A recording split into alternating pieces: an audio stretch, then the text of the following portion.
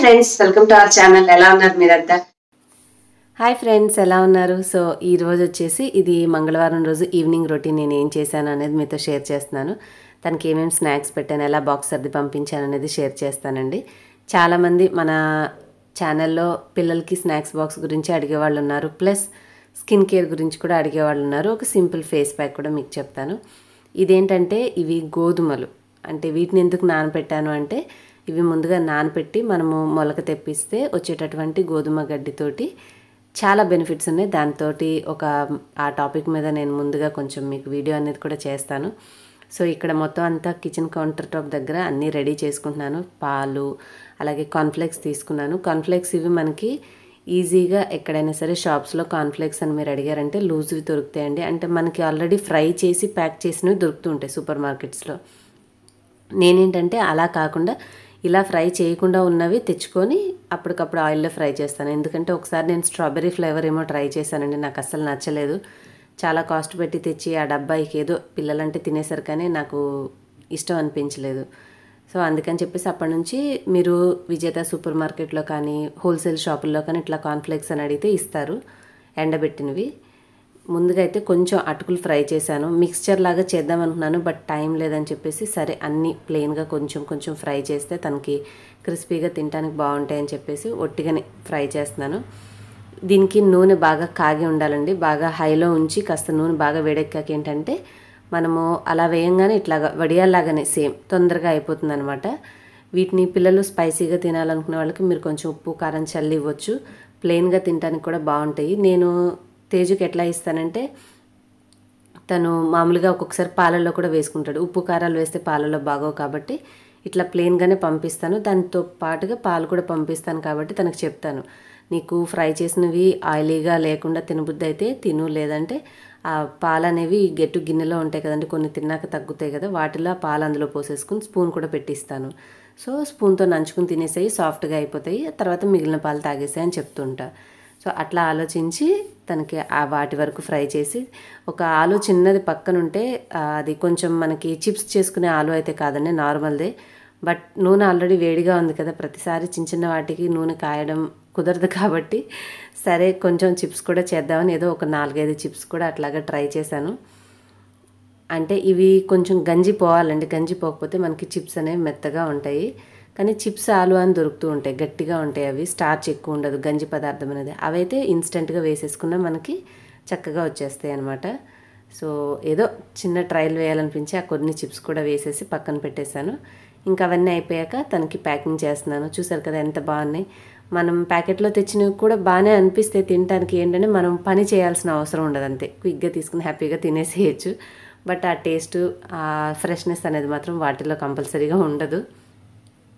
ఈ విధంగా బాక్స్లో రెడీ చేసేసి పెట్టేసి ఒక స్పూను, అలాగే ఒక సీసాలో పాలు.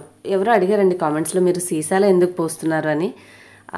టప్పర్వేర్ బాటిల్స్ అట్లాంటి వాటిలో వేడి పాలు అనేవి పోస్తే అవి ప్లాస్టిక్ కదా, మంచిది కాదు అలా అని చెప్పి నేను స్టీల్ వాటిల్లో ట్రై చేశాను. కానీ మూత అనేది గట్టిగా ఉండకుండా నేను ఏ బ్యాగ్లో పెట్టిస్తున్నానో అది కవర్ కానీ బ్యాగ్ కానీ బాస్కెట్ కానీ మొత్తం పాలు అయిపోయి అది చాలా చెడ్డ వాసన వస్తాయి పాలు అయితే క్లీన్ చేసుకోకపోతే.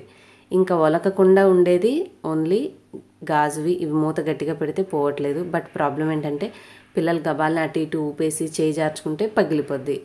ఇట్స్ ఓకే, పోయినా పర్వాలేదు, కానీ కొంతవరకుకి కొంతలో మేలు ఇదే నాకు బెటర్గా అనిపించింది అని చెప్పేసి ఇక వేడి పాలకి దీంతో తయారు చేసేసి ఇలాగా తనకి ప్యాక్ చేసేసి తీసుకువెళ్ళి ఇచ్చేసి వస్తుంటాను ఈవినింగ్ టైంలో.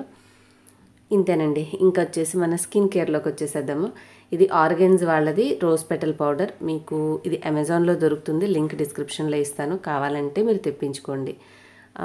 ఇదేంటంటే రోజ్, మనము ఎరుపు రంగు రోజ్ ఫ్లవర్స్ అయినా కూడా చేత్తో నలిపితే మనకి పర్పుల్ కలర్, అంటే ఒక వంకాయ రంగే వస్తుందండి.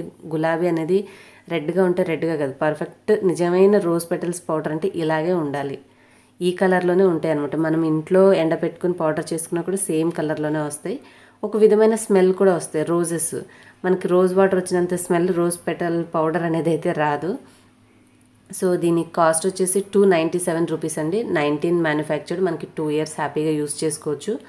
ఇవన్నీ కూడా ఇన్స్టెంట్గా మనకి ధమాకా రిజల్ట్స్ లాగైతే ఏం రావు, సింపుల్గా డైలీ కేర్ రొటీన్లో వాడుకుంటూ ఉంటే పార్లర్కి వెళ్ళే అవసరం లేకుండా మన స్కిన్ అనేది మనం మెయింటైన్ చేసుకోవచ్చు. లేదు అంటే మీ దగ్గర రోజ్ ఫ్లవర్స్ ఎక్కువ ఉంటే వాటిని చక్కగా ఎండబెట్టుకొని పౌడర్ చేసుకొని స్టోర్ చేసుకునైనా వాడుకోవచ్చు. సో ఇంట్లో టైం ఉండి చేసుకోగలిగిన వారు అలా తయారు చేసుకోండి. లేదు ఏదైనా ఒక మంచి బ్రాండ్ తీసుకోవాలంటే మీరు ఈ ఆర్గెన్స్ రోజ్ పెటల్ పౌడర్ అనేది ట్రై చేయొచ్చు. ఈ హోమ్ రెమెడీస్ అన్నీ ఏంటంటే అండి, మనం రెగ్యులర్గా చేసుకుంటూ ఉంటే పార్లర్కి వెళ్ళే పని లేకుండా మన స్కిన్ అనేది మనం మెయింటైన్ చేసుకోవచ్చు. ఎటువంటి కేర్ తీసుకోకుండా స్కిన్ డల్ అయిపోయింది అనుకున్నప్పుడు పార్లర్కి వెళ్తే ఏంటంటే వాళ్ళు ఇన్స్టెంట్గా మనకు రిజల్ట్ వచ్చేలాగా ఫేషియల్స్ అవి ఇవి చేస్తూ ఉంటారు. అట్ ద సేమ్ టైం మనం అంతకు తగినంత డబ్బులు కూడా పెట్టాల్సి ఉంటుంది.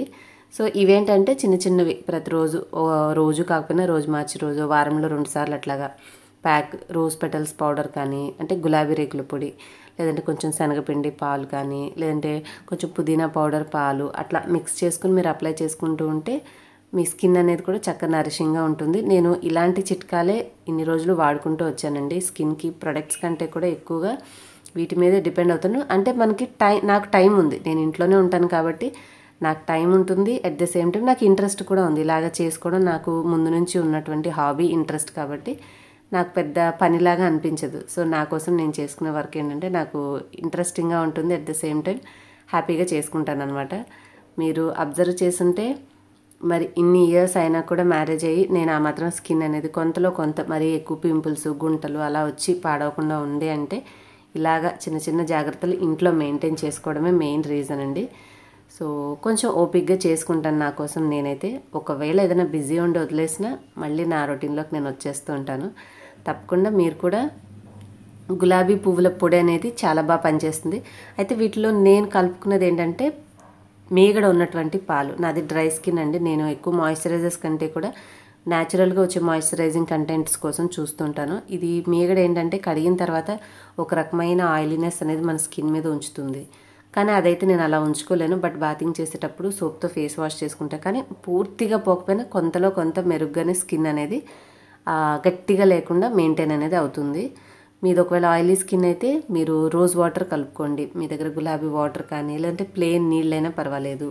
లేదంటే ఏదైనా టమాటా రసం కానీ, కొంచెం కీరా రసం కానీ, క్యారెట్ రసం కానీ ఇవన్నీ మనం చేసుకోవాలన్నమాట. సో ఏంటంటే ఆయిల్ తీసేసే గుణం ఉన్నటువంటి పదార్థాలని ఆయిలీ స్కిన్ వాళ్ళు వాడుకోవాలి. జిడ్డుగా కొంచెం ఆయిలీనెస్ కలిగించే పదార్థాలని కొద్దిగా డ్రై స్కిన్ వాళ్ళు వాడుకోవాలి.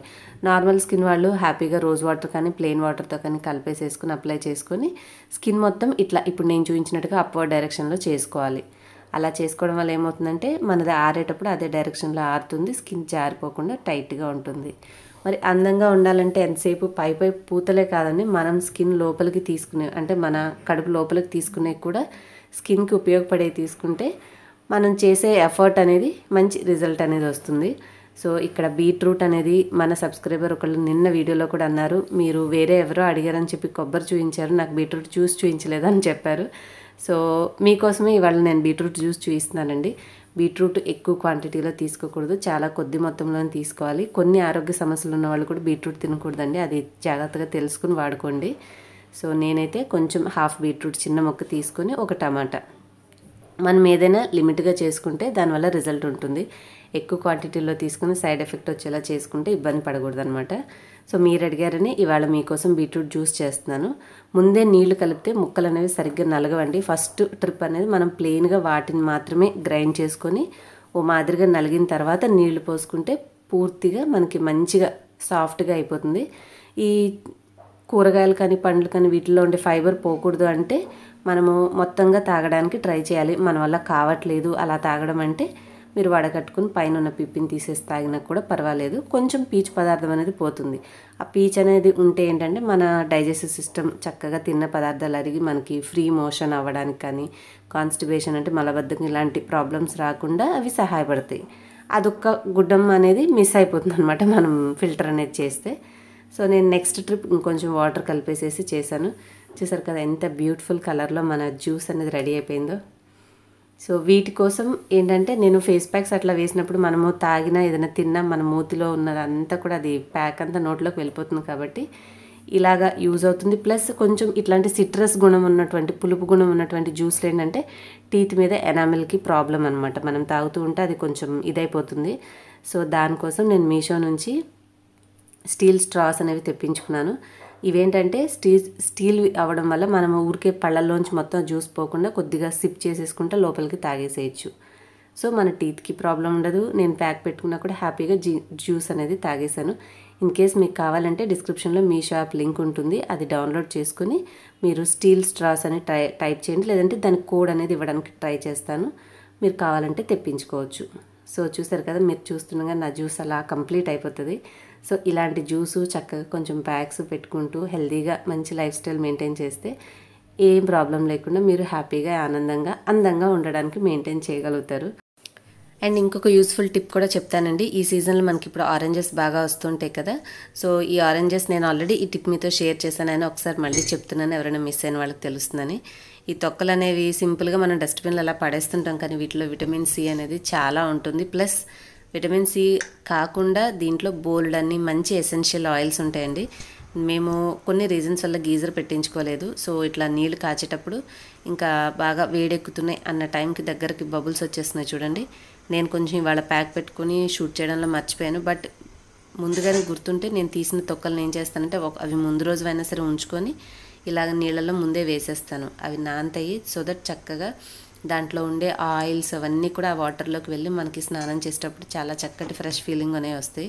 ఆ తర్వాత తీసేసి మనము వాటర్ తీసుకునేటప్పుడు పడేసేస్తే సరిపోద్ది. ఇవాళ నేనేంటంటే లేట్గా వేయడం వల్ల కొంచెం కాగిపోయిన నీళ్ళలో ఈ తొక్కలు అనేవి వేసి కాసేపు మూత పెట్టేసి ఉంచుకుంటాను. సో దట్ ఒక 10 నిమిషాల తర్వాత మనకి మంచిగా అవంతా కూడా జ్యూస్ దాంట్లోకి వెళ్ళిపోతుంది. లేదంటే ముందుగానే వేసేస్తే మనకు అంత అవసరం లేదు. చివర్లో అవి సాఫ్ట్ అయిపోయి ఉంటే అవి తీసి పడేసి స్నానం చేసేసుకుంటే బాగుంటుంది. ఒకసారి ట్రై చేయండి. అండ్ మొన్నటి వ్లాగ్లో మీతోటి ఈ పాయింట్ చూద్దాం అనుకున్నాను, బట్ నేను యాడ్ చేయడం మర్చిపోయాను. ఇది మన ఇంట్లో పిల్లలకి బూస్ట్, బోర్న్విటా ఇట్లాంటి రకరకాల డబ్బాలు తెస్తూ ఉంటాం కదండి. సో వాటిని పడేయకుండా ఇలా తయారు చేశాను అనమాట. ఎన్ని గరిటెలు, స్పూన్లు అవి ఇవి అన్నీ కూడా చాలా పట్టాయి చూడండి. మరి ఈ వీడియో మీరు చూసారో లేదో నాకైతే తెలియదు, చూడకపోతే లింక్ డిస్క్రిప్షన్లో ఇస్తాను. ఆ కొంచెం స్పేస్లో నేను ఎన్ని వస్తువులు పెట్టుకోగలిగానో చూసారా. ఈ సింపుల్ ఆర్గనైజర్ నచ్చితే ఒకసారి ఆ వీడియో చూడండి, చూసి మీరు కూడా తయారు చేసుకోండి. హోప్ మీకు ఈ సింపుల్ వ్లాగ్ నచ్చిందని అనుకుంటున్నాను. మరి నచ్చితే మీ ఫీడ్బ్యాక్ కామెంట్స్లో తెలియజేసి, వీడియో నచ్చితే లైక్ చేసి షేర్ చేయండి. నెక్స్ట్ వీడియోలో కలుస్తాను. బాయ్. Thanks for watching.